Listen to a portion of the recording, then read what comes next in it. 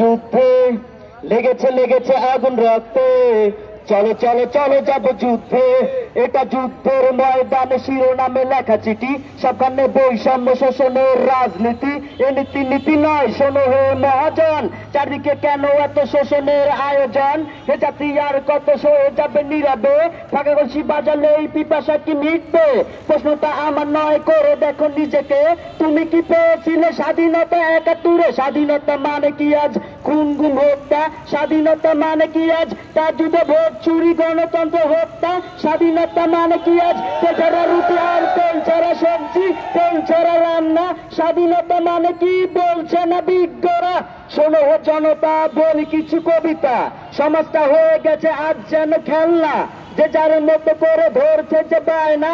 উন্নয়নের নামে সব লুটে খাওয়ার ধান্দা, এজন্য সমাজের অভিজাত নিয়মে সাব্যজির খেলায় আজ জনতা প্রেশনে। এই হলো সেই হলো, পরিমণি মা হলো, মমতা সংসদে কত কিছু বলে গেল।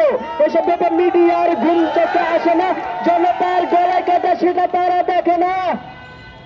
আমি স্বাধীনতা কাকে বলে জানতে চাই, আমি স্বাধীনতা কাকে বলে বুঝতে চাই।